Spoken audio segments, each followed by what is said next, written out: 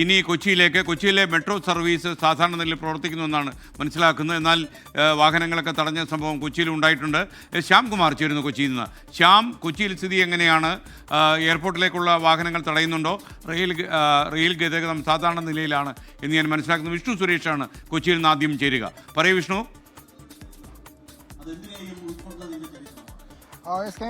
കൊച്ചിയിൽ ഈ പണിമുടക്ക് പൂർണ്ണമാണ്. വലിയ പ്രതിസന്ധികളൊന്നും മറ്റുമില്ല. രാവിലെ ചില ഇടങ്ങളിൽ ബസ്സുകൾ തടയുന്ന നടപടികൾ മാത്രമാണ് ഉണ്ടായത്. ഇപ്പോൾ തൊഴിലാളി സംഘടനകളുടെ പ്രതിഷേധ പ്രകടനങ്ങളൊക്കെ ആരംഭിച്ചിട്ടുണ്ട്. ഇടത് സംയുക്ത ട്രേഡ് യൂണിയനുകളുടെ പ്രതിഷേധ പ്രകടനമാണ് എറണാകുളം ടൌണിൽ ഇപ്പോൾ പുരോഗമിച്ചുകൊണ്ടിരിക്കുന്നത്. അഖിലേന്ത്യാ CITU അഖിലേന്ത്യാ സെക്രട്ടറി KN ഗോപിനാഥാണ് ഈ സമ്മേളനം ഉദ്ഘാടനം ചെയ്യുക. മറ്റ് അനിഷ്ട സംഭവങ്ങളൊന്നും തന്നെ കൊച്ചിയിൽ കാര്യമായി റിപ്പോർട്ട് ചെയ്തിട്ടില്ല. രാവിലെ എറണാകുളം സൌത്ത് ബസ് സ്റ്റാൻഡിൽ നിന്ന് പുറപ്പെട്ട KSRTC ബസ്സുകൾ തടയുന്ന സാഹചര്യം മാത്രമാണ് ഉണ്ടായത്.